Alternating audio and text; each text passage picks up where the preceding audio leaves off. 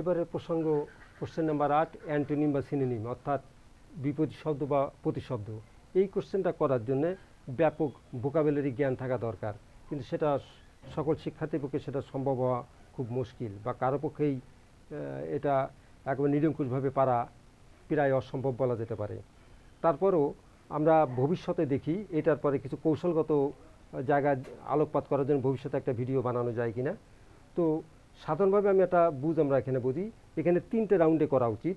প্রথম রাউন্ডে হচ্ছে সাধারণ বিবেচনায়, এখানে যে 14টা আছে যে কয়টা স্বাচ্ছন্দ্যে পারা যায় সেই কটা করা উচিত। দ্বিতীয় রাউন্ডে প্যাসেজে যে জায়গায় এই শব্দটি আছে সেটার প্রতিশব্দ বা বিপরীত শব্দ বা অন্য কোনো শব্দ বসিয়ে বাক্যের অর্থ মোটামুটি সঠিক থাকে সেটা করা যেতে পারে।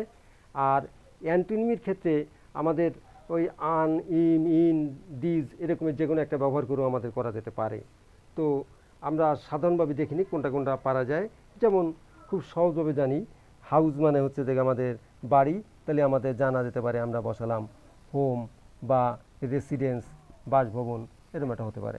খেয়াল রাখতে হবে প্রদত্ত শব্দ এবং যে উত্তর শব্দটা আমরা বসাচ্ছি দুটোরই কিন্তু একই পার্শ্ব বিশেষ হতে হবে। তো আমরা আরও বসাতে পারি, যেমন কন্ডিশান, কন্ডিশন মানে অবস্থা বা পরিস্থিতি, তাহলে সিচুয়েশান। আমরা আরও পারবো সম্ভবত, যেমন এডুকেশান, এডুকেশান মানে হচ্ছে আমাদের শিক্ষা, তার মানে ব্যবহার করতে অন্টোনিম, তাহলে অশিক্ষা, অজ্ঞতা, ইগনোরেন্স।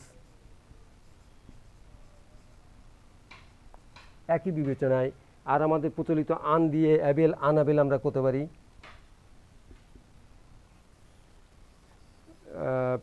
রিয়ালাইজেশন মানে বোঝপড় করা বা বোঝা, তাহলে আন্ডারস্ট্যান্ড মানে বোঝা, এটা যেহেতু নাউন বানাতে হবে তাহলে আন্ডারস্ট্যান্ডিং।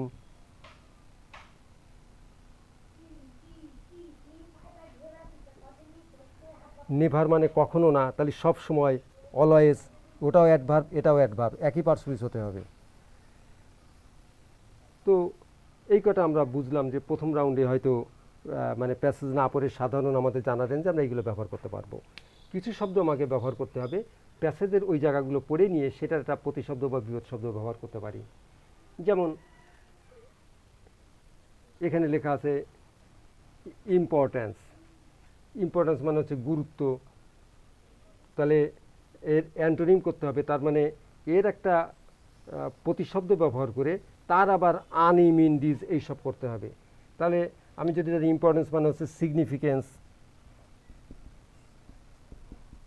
ফিক্যান্স, তাহলে এর সিনোনিম হলো অ্যান্টোনিমের জন্য ইনসিগনিফিকেন্ট, এটা ইন দিয়ে দিলাম। এভাবে আমরা করতে পারি। স্পেয়ার, আমরা বাক্যটির দিকে একটু তাকাই।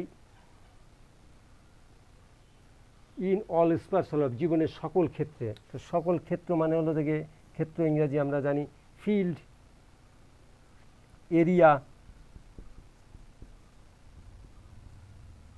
আমাদের সিনোনিম বলছে এটা বসাতে পারে। On the dominated by men, dominated, dominated, dominated ED নাই, এরা ডোমিনেট চেয়েছে।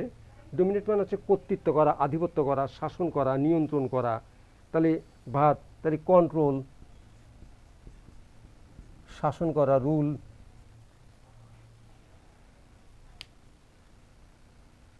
দে আর নো লঙ্গার কনফাইন্ড, কনফাইন্ড মানে নিশ্চিত কিছু আটকানো আছে, তার মানে আমরা সবচেয়ে আমার পক্ষে জানা একটা শব্দ মানে প্রিজন, মানে হলো যে আমরা জানি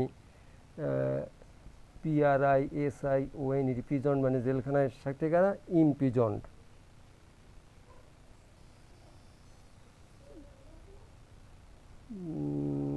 করা যেতে পারে হয়তো বা। প্রিজন্ডে আমরা কি ব্যবহার করতে পারি দেখি, অন্য কোনো শব্দ এখানে ইউজ করা আছে কিনা। প্রিজনটাই আমার কাছে মনে হচ্ছে যেন খুব ভালো শব্দ হয়, আটকান। ওয়াল, উইথিন দ্য ফোর ওয়ালস, তারা নিশ্চয়ই আছে চার দেয়ালের মধ্যে। তা দেয়াল মানে কি, সীমানা, বাউন্ডারি।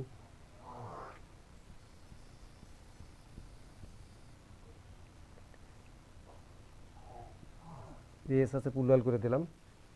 হাউস হলো এডুকেশন, হলো worth,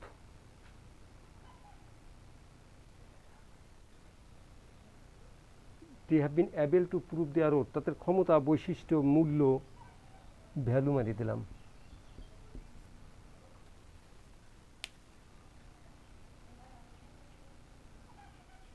economy of the country, দেশের অর্থনীতি, অর্থনীতি মানে অর্থ সংক্রান্ত বিষয়, এর নাউন করতে হবে, তাহলে ফাইন্যান্স।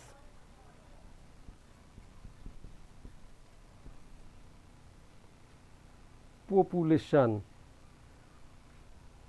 মানে জনসংখ্যা, আমরা দিতে পারি সিটিজেন, পিউপিল, এটা দিলে হলো।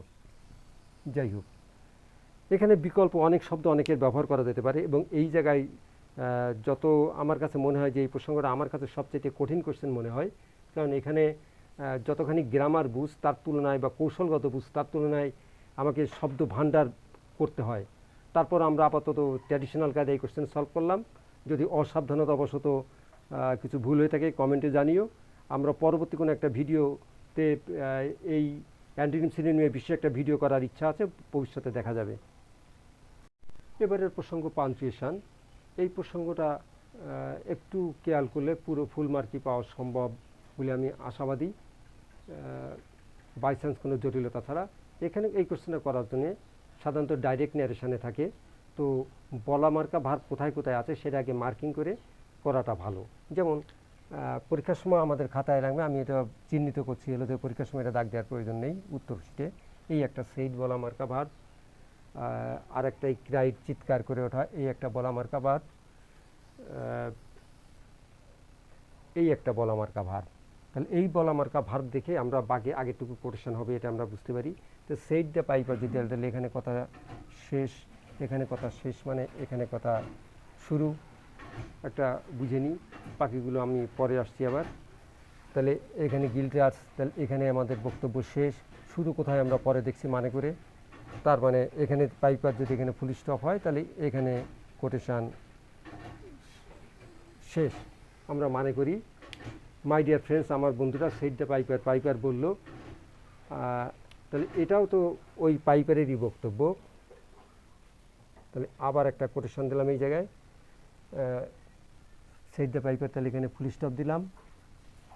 I know a charm by which I can rid you of this rats, আমি এই জায়গা তোমাদের ইঁদুরগুলো, আমি তোমাদের তাড়াতে পারি, ইঁদুরগুলো তাড়াই দিতে পারি। তো এখানে যদি ফুল স্টপ মনে করি তাহলে এখানে বিটাকে বাটকে বড় করে দেওয়া যেতে পারে, অথবা সেমিকোলন ব্যবহার করা যেতে পারে, মানে কমার চেয়ে একটু বেশি এবং ফুল স্টপের চাইতে কম। তাহলে ছোটো হাতের বিও রাখা যায়, ইউ মাস্ট পে মি 1000 গিল্ডার্স, আমাকে 1000 টাকা দেওয়া ফর দিস সার্ভিস, এই সার্ভিসের জন্য। তাহলে আমাদের বোঝা গেল যে সাবজেক্টের অবজেক্ট এখানে শেষ। 1000 গিল্ডার্স ক্যারি দ্য ওয়ে, তাহলে 1000 মুদ্রা শুনে, তাহলে এই পর্যন্ত হলো যে এই পাইপের বক্তব্য। তাহলে ওখানে যে কোটেশনটা শুরু হয়েছিল এই কোটেশনটা এখানে শেষ হলো। আর 1000 স্বর্ণ মুদ্রা, তাহলে লোকটা চিৎকার করে উঠলো, তাহলে এই জায়গাটা চিৎকার করে উঠলো যেহেতু, তাহলে সেক্ষেত্রে আমরা কোটেশন দিলাম, কিন্তু একটা বিস্ময়সূচক চিহ্ন দিলে ভালো, এক্সক্লামেটরি চিহ্ন দাঁড়িয়ে, ক্যারিড দ্য ম্যান, লোকটা চিৎকার করে উঠলো। দেন দ্য মেয়র সেইড, তখন মেয়র আবার বলল, এই যে আমাদের আগে নজরে বাঁধেনি, তাহলে এইখানে যাবে হলো কমা, এটা হচ্ছে আমার কোটেশান শুরু হলো। ওকে, তাহলে এখানে একটা কথা বলছে কমা দেওয়া যায় বা ফুল স্টপ দেওয়া যায়। তাহলে এই ওয়েল কথার মাঝে উই শ্যাল, তাহলে এখানে এই অক্ষর কমের জন্য ওখানে উই দেওয়া যেতে পারে, তার মানে এখানে ফুল মিনিং হচ্ছে যে উই শ্যাল। তা উই শ্যালের কারণে আমরা হচ্ছে যে এই সংক্ষেপে লেখা হচ্ছে কারণে এই এরম করে দিলাম অক্ষর কমে গেলে। উই শ্যাল গিভ ইউ 1000 গিল্ডার্স, আমরা তোমাকে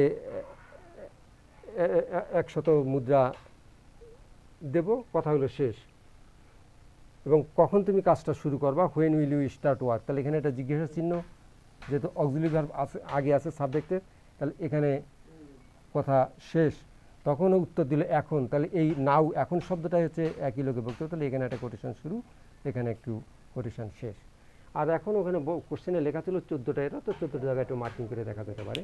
আমরা আরেকবার একটু চেক করে দেখতে পারি। আমার প্রিয় বন্ধুরা, সেইড দ্য পাইপার, পাইপার বললো, তাহলে ওখানে কথা শেষ।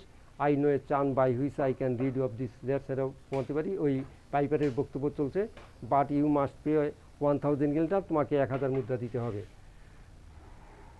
ফর দিস এই এই এই এই সার্ভিসের জন্য।